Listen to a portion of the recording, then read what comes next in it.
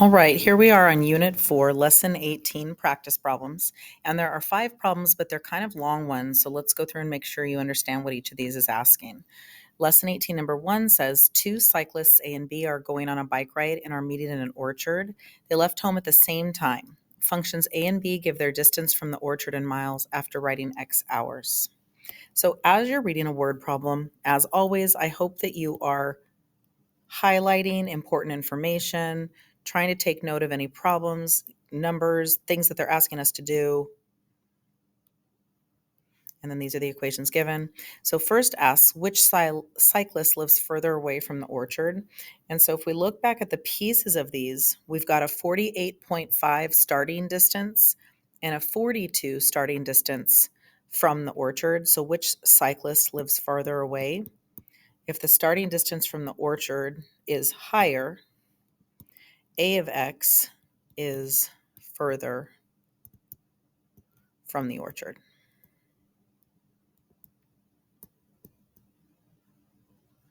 And that's because 48.5 is a greater distance than 42 as the starting distance.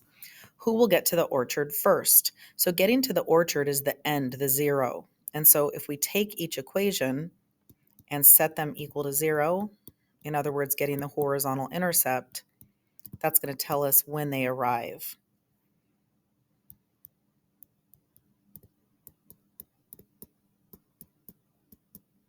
And so setting these equal to 0 to solve, when the output is 0, that will give us the horizontal intercept, meaning for the x-intercept, the y is 0.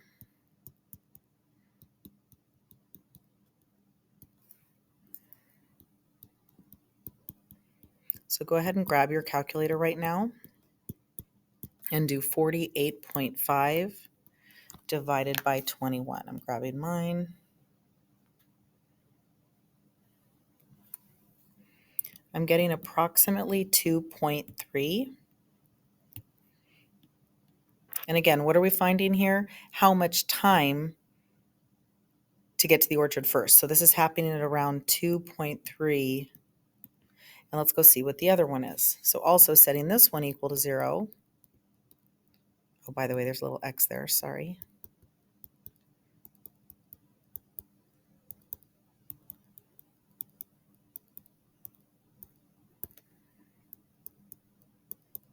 Can you grab your calculator and do 42 divided by 16.8?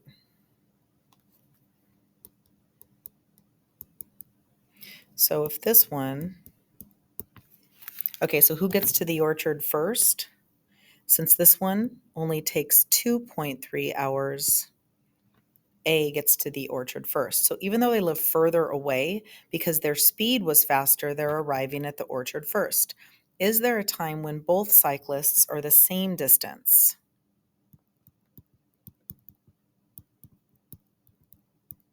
This would be when these equations are equal to each other.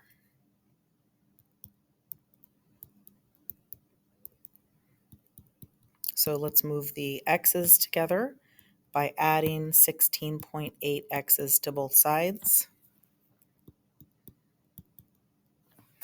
So negative 21 plus 16.8 is going to be negative 4.2.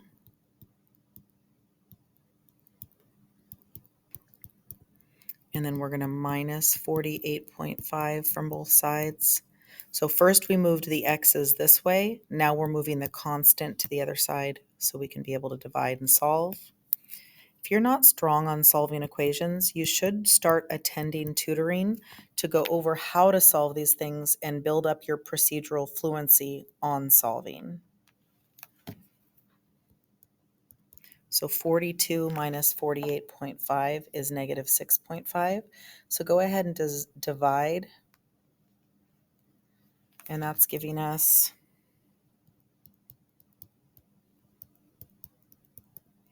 that's happening around 1.5 hours into the trip.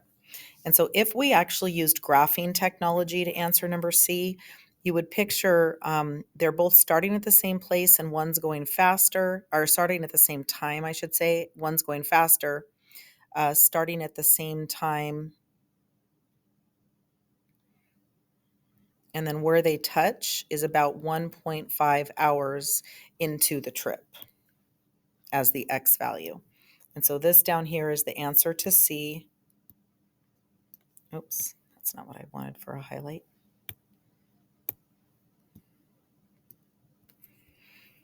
Okay. Each equation defines a function. Write an equation for the inverse. So this is really good as far as practice for the test. We're taking A to make its inverse, we're taking B to make its inverse, and then we're going to take C and do its inverse. When we do the inverse, I don't use this function notation. I'm going to convert it into just a y equals 65 plus 5x. And then we're going to do a couple moves here to get x by itself, creating the inverse. What's the opposite of a positive 65? We're going to minus 65 to start. And what's the opposite of 5x multiplying? We're going to divide by 5. So my inverse is x equals y minus 65 over 5. So this is the answer for A's inverse. Opposite of 65 is minus 65. Opposite of times 5 is divide by 5. All right, let's go practice B. Again, that function notation, I'm just going to turn it into an f equals 3.5 minus 0.5t. If it's in terms of f, the inverse is going to be getting t by itself. Oops, wrong first step, just kidding. Underneath the 3.5, I'm going to minus the 3.5 to both sides. And then opposite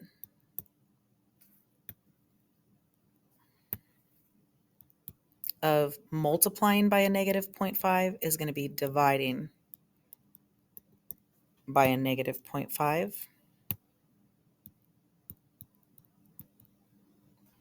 Sorry, because I keep putting that 0 and that decimal in weird spots. That leaves me an inverse of t equals f minus 3.5 over negative 0.5. So my original function was an f equals. My inverse is the opposite. It's a t equals. Here comes part C. I'm going to just call it p equals n over 3 minus 1.2. Opposite of minusing 1.2 is going to be plus. Opposite of dividing by 3 is going to be times 3. Final answer, 3 times p plus 1.2. That's our answer for C.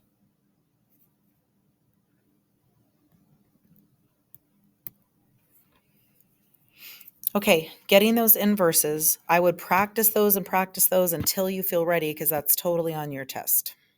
All right, number of chirps that crickets make is closely related to the temperature of their environment. When the temperature is between 12 and 38, we can tell the temperature by counting the number of chirps. A formula that's commonly used to find it is count the number of chirps in 25 seconds, divide by 3, and then add 4 to get the temperature. So we're going to be applying this right now. So what is the temperature when 84 chirps are heard? So we're going to go 84 divided by 3, and then we're going to add 4. 84 divided by 3 is 28. So the answer for this one is 32. How'd you do? Write the equation that defines, oh, sorry, I guess I'm using F for Fahrenheit, but it's for Celsius, guys. Calm down, change it. Celsius. And then I guess I can't use C for chirps then. What should I use? Number of chirps, N. So I'm going to go C equals number of degrees Celsius and little n equals number of chirps. Did you know this is in real life? How many times a cricket chirps can tell you the temperature? It's kind of cool. So we could get the number of degrees by taking the number of chirps, dividing by 3, and adding 4. So write an equation that defines C as a function of M. Oh, man, they already told me what letters to use, and I'm doing some crazy stuff. So we're using M for the number of chirps for some reason. By the way, when it says write an equation that defines a function, it's like they're using the word equation, they're using the word function. We wrote the equation by writing a C equals answer. If they told us to write the function, we would write C of M equals M over 3 plus 4. But since they just asked us to write an equation, it is this answer with the C equals, not using function notation. In case anyone was wondering, how many chirps would we expect to hear in 25 seconds when it's 14 degrees Celsius? So this is an output problem to work backwards to find how many chirps. So we're going to have to minus 4, leaving us 10, and then times by 3, giving us the number of chirps is 30. So those steps that we just did in reverse, minusing 4 instead of plusing 4, timesing by 3 instead of dividing by 3, that creates our inverse. So our inverse would be taking this and minusing 4 and multiplying by 3.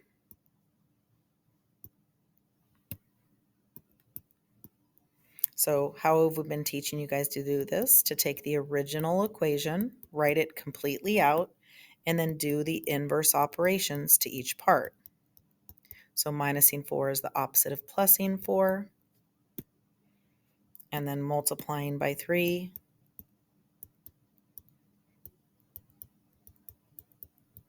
So there's my inverse.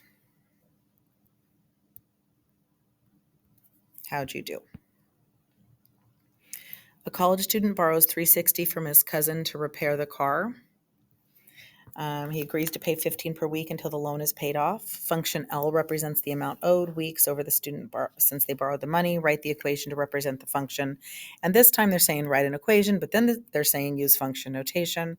And then write an equation to represent the inverse. So then we're just going to switch it all around. So let's do an equation, then let's show it in function notation, and then we'll make the inverses, okay? So again, we're making this L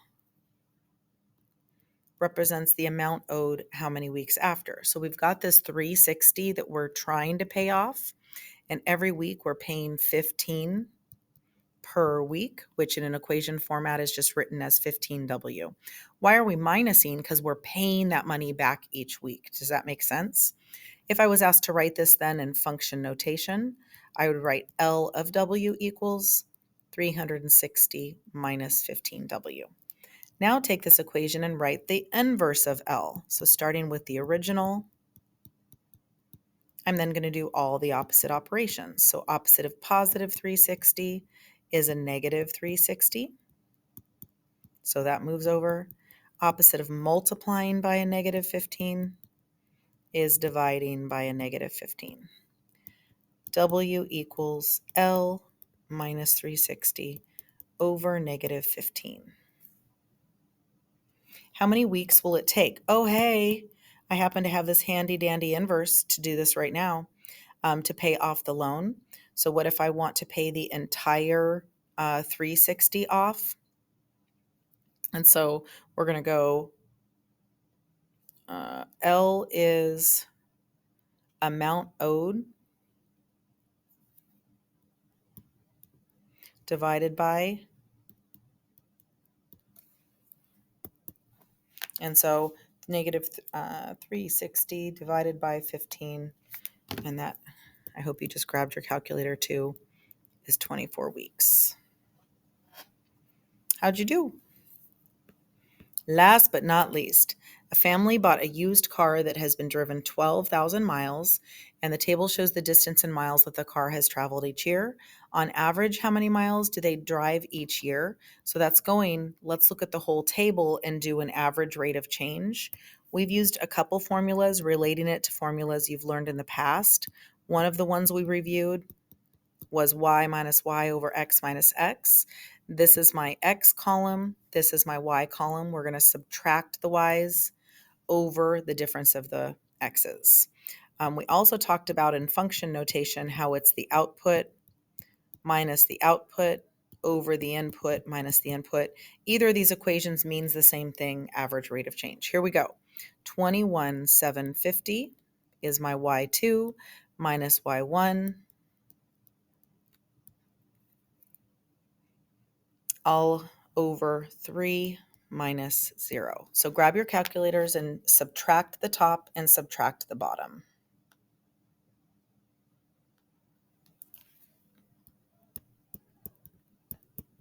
And then divide by 3. That gives us an average rate of change or a slope of 3250. Write an equation that could represent this function. Remember that we know mx plus b format where do we have an intercept? Yes, 0, 2,000. Sorry, 12,000. And then do we have a slope? Yes, 3250. But we're not using y and x for this, 3250x plus 1200. They want us to use m and t.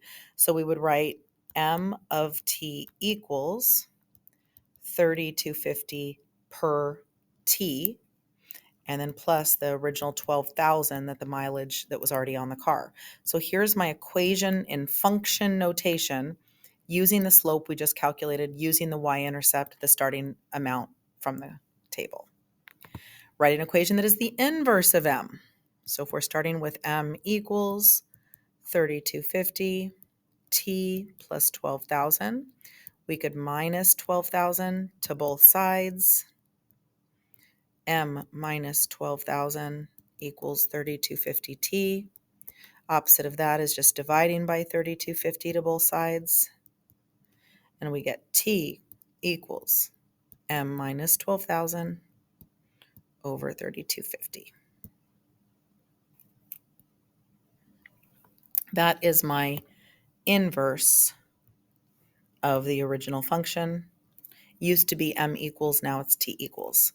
If the family's driving trend continues, when will the car have reached 50,000 miles? So just like this whole problem is like our last exam, where currently we're at 321,750. So they're saying, how many times would I have to add 3250 to land at 50,000? How many years is that going to take? Now, is there a simplified way to make this equation? Where you solve, it's actually called a common difference jumps. Anyways, is there a way to write an equation where you can say 3250 times how many times would equal that difference? Yes, if you want to see if you can come up with an equation to do this. If you can't figure out how to do an equation, a simplified version of doing this, then feel free to just continue the table. So literally, I'm trying to get up to 50,000.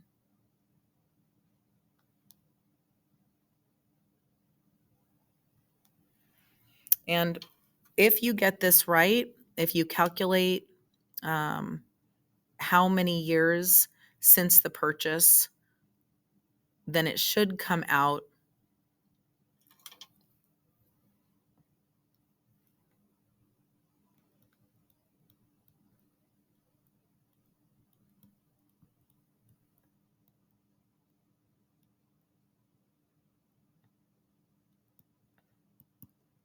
to about 11.7 years. So we could just round up to 12 years for this answer. Okay, how'd you do?